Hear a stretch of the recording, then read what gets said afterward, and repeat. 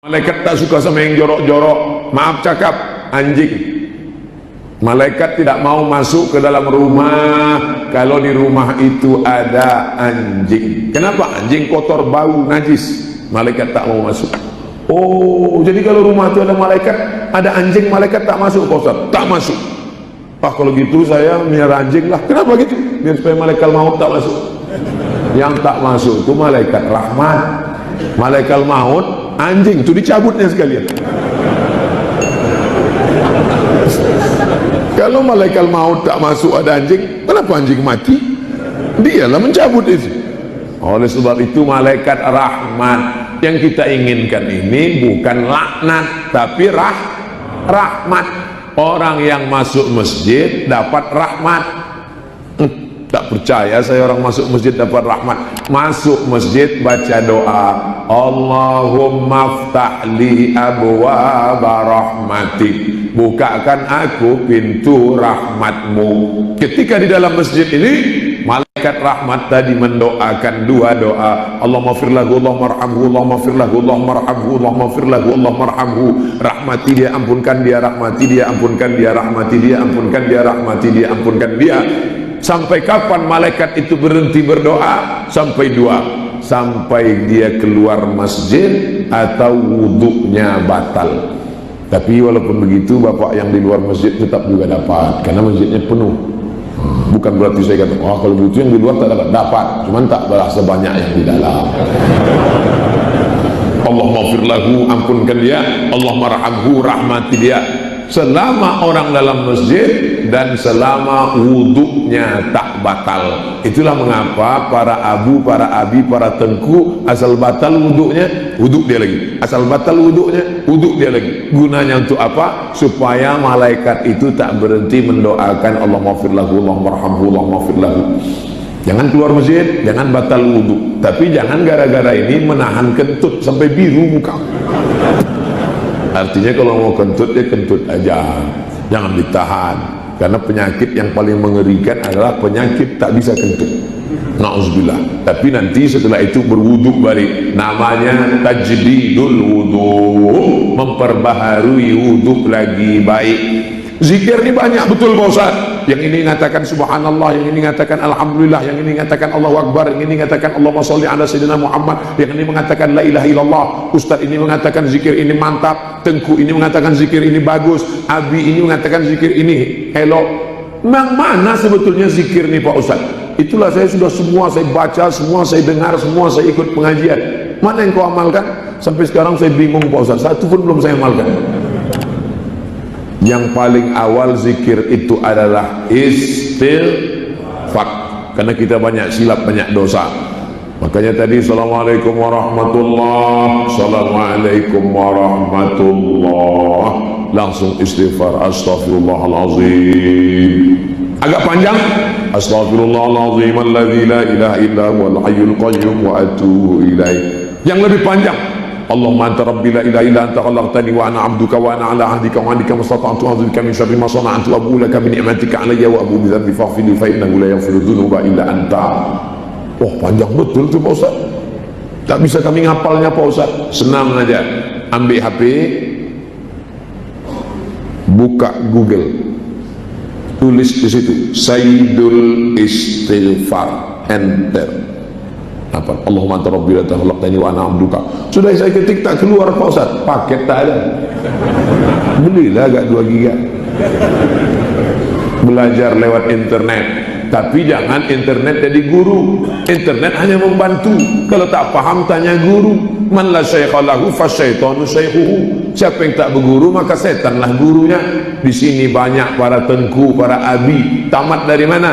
Dari pesantren Mudi Mesra, murid-murid dari Abu Mudi, murid-murid dari para ulama. Mereka bersanad bersilsilah. Di Sabang ada Tastafi, tasawuf, tauhid, fikih. Di Sabang ada alumni Al-Azhar Mesir, alumni Ikatan Alumni Timur Tengah. Berguru, hadiri pengajiannya. Ibu-ibu yang punya grup wirid Yasin sore-sore, jangan sekedar baca Quran, baca Yasin saja. Habis baca Yasin, ikuti ada pengajian. Ibu-ibu sekalian, sore ini kita ada wirid Yasin. Habis baca Yasin nanti kita dengarkan pengajian dari Al-Mukarram dari Ustadz kita. Judulnya adalah bagaimana menenangkan hati dan jiwa sehingga kita bisa beribadah kepada Allah. Letak hati jantung di dalam. Di dalam itulah ketenangan. Yang menurunkannya siapa? Allah. Huwallazi anzala sakinata. Allah yang menurunkan ketenangan fi qulubil mu'minin, ke dalam hati orang beriman.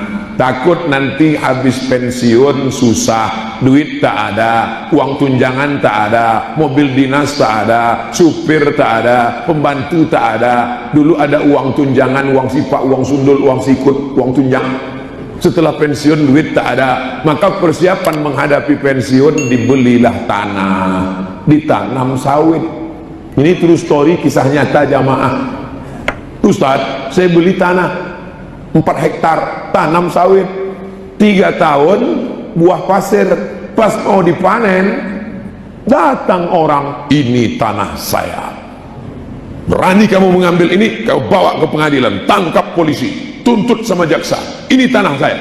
Akhirnya stres, tak bisa tidur sampai jam 2 malam, berkunang-kunang, berkata-kata dalam pikiran, kenapa beli tanah, kenapa tanam sawit, kenapa beli tanah, kenapa tanam sawit, kenapa beli tanah, kenapa tanam sawit, kenapa beli tanah, kenapa tanam sawit, kenapa beli tanah, kenapa tanam sawit.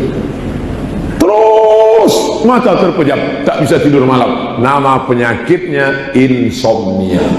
Pergilah ke psikiater, dokter jiwa. Bahasa formalnya dokter jiwa, bahasa kasarnya mau gila. Assalamualaikum Pak Dokter Jiwa. Ya, ini saya tak bisa tidur malam. Kenapa Pak? Asal mau tidur malam, kenapa beli sawit, kenapa beli tanah, kenapa tanam sawit, kenapa beli tanah, kenapa tanam sawit, kenapa beli tanah, kenapa? Saya sudah 2 hari tak bisa tidur Pak Dokter. Oke, nggak apa-apa, biasa. Bukan cuma Bapak yang gitu, banyak yang lebih parah lagi. Saya 2 hari nggak bisa tidur Pak Dokter. Dalam hati dokter tuh, kau syukur 2 hari, aku udah 2 bulan nggak tidur. Karena setiap orang punya masalah.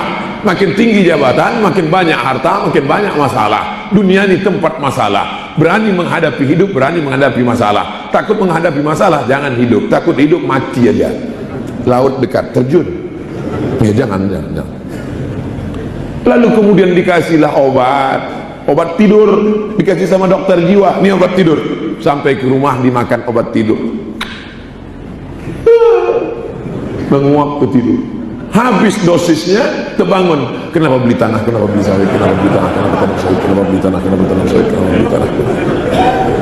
Dimakan obat, tidur. Asal terbangun, kena lagi. Lama-lama makan obat, datang penyakit yang baru, kena buah pinggang. Akhirnya penyakit datang bertambah. Alhamdulillah Pak Ustadz, hilang penyakit yang satu, datang 3 penyakit lagi. Tidak ada solusinya kecuali zikir.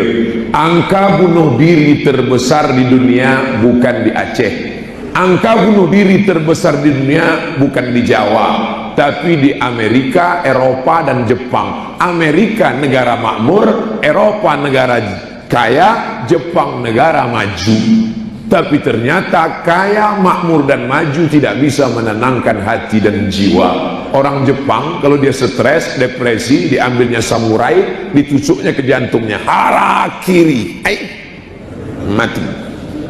Orang Amerika kalau dia stres, pakai narkoba, sabu-sabu, minum khamar, ngebut laju-laju, nabrak pokok kayu, mati.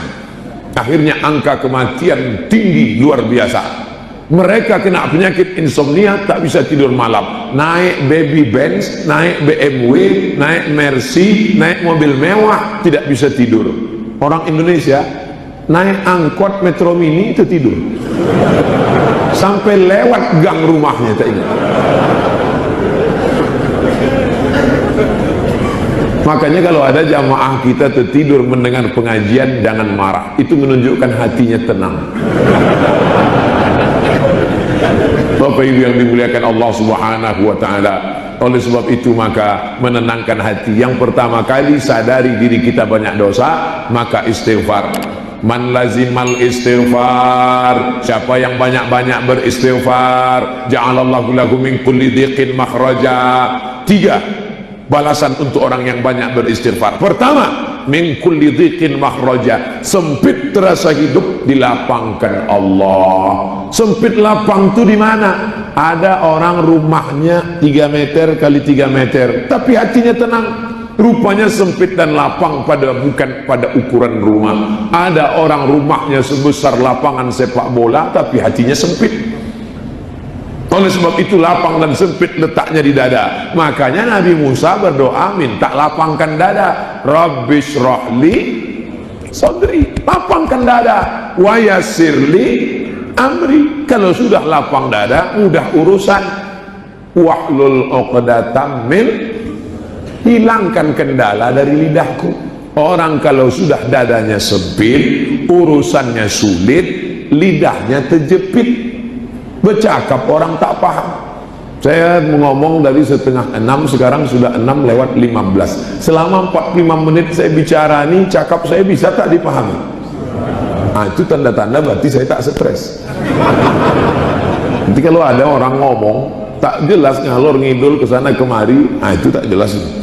Bapak Ibu yang dimuliakan Allah Subhanahu wa taala, maka minta lapang dada. Nabi Musa berdoa minta lapang dada. Rabbi shrahli sadri. Nabi Muhammad hebatnya, dia belum berdoa, Allah sudah kasih. Apa kata Allah? Alam nashrah laka sadrak. Bukankah sudah kulapangkan dadamu? Maka bapak kalau terasa sempit rezeki, susah, banyak-banyak baca alam nasrah. Pas ngomong alam nasrah laka sadrak wa wada'na alam nasrah. Saya Pak Ustadz kalau sudah mau pergi kerja, saya banyak baca alam nasrah supaya lapang dada ini menengok atasan saya. Asal nampak dia sempit, saya baca alam nasrah. Kalau saya lain Pak Ustadz, kata bapak nih, kapan bapak banyak baca alam nasrah? Asal nengok bini saya baca alam nasrah. Bapak Ibu yang dimuliakan Allah Subhanahu wa taala, banyak-banyak baca. Man lazimal istighfar, siapa yang banyak-banyak istighfar, 3 balasannya. Yang pertama, ja'alallahu lahu min kulli dhiqin makhraja. Setiap kesempitan diberikan Allah jalan keluar. Wa min kulli hammin faraja. Setiap kesusahan diberikan Allah solusi. Siapa yang tak punya masalah di sini? Enak Pak Ustadz ya, dari tadi berdiri aja ke sana kemari Ustadz jalan, pergi ke Sabang, pergi ke Aceh, pergi ke Padang, pergi ke Papua. Enak Ustadz ya, jalan sana jalan sini. Enak kamu ya, tak ada masalah.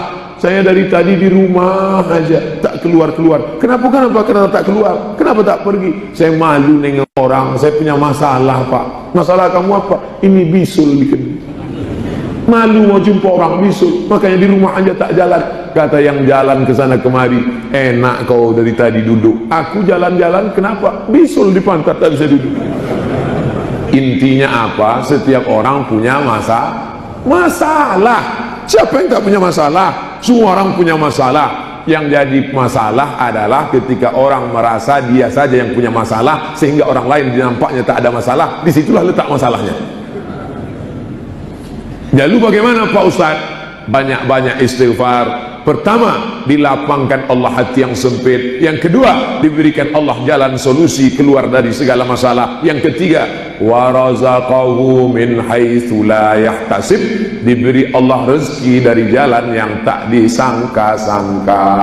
Kadang tak ada angin, tak ada hujan, datang rezeki diberikan Allah. Rezeki itu bukan cuma duit. Rezeki itu bukan cuma tanah, rezeki itu bukan cuma sampan speedboat perahu. Mendapatkan keluarga, anak, istri, sahabat, kawan, itu adalah rezeki. Dan saya selama di Sabang ini sudah diberikan Allah rezeki orang-orang yang soleh, yang baik-baik. Mudah-mudahan dengan bersama orang baik ini kita menjadi baik, insya Allah. Amin. Nah, istighfar banyak-banyak. Berapa kali istighfarnya Pak Ustadz? Ada orang istighfar 3 kali. Sudahlah 3 kali, 1 nafas pula. Istighfar itu 100 kali. Makanya dikasih ini istighfar 100 kali. Ini 100 kali. Astaghfirullahaladzim, astaghfirullahaladzim, astaghfirullahaladzim, astaghfirullahaladzim, astaghfirullahaladzim, astaghfirullah. Tapi pelan-pelan. Astaghfirullah. Ini ada yang saya istighfar.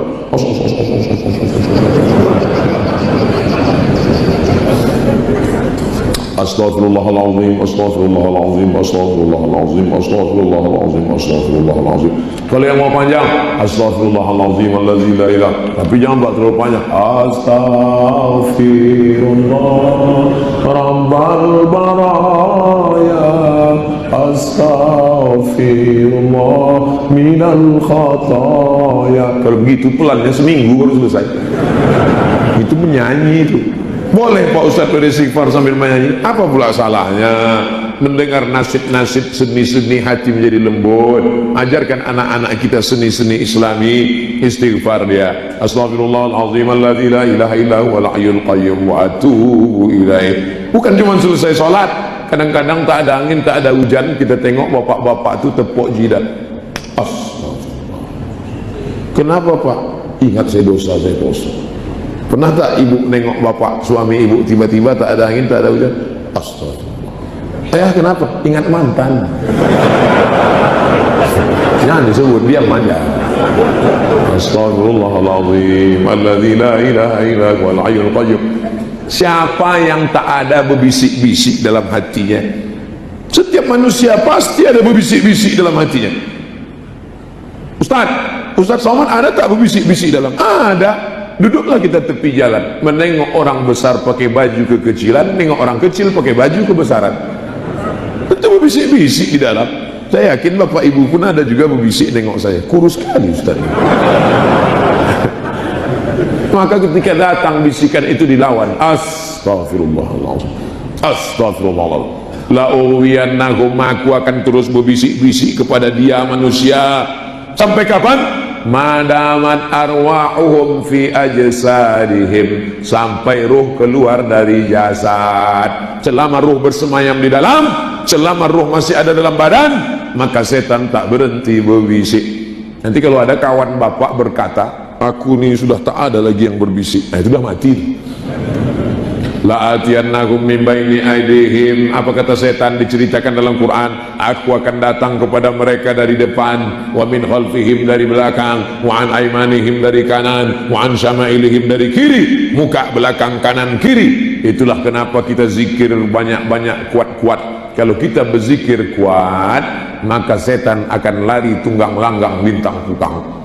Mana dalilnya zikir kuat membuat setan takut? Allahu Akbar, Allahu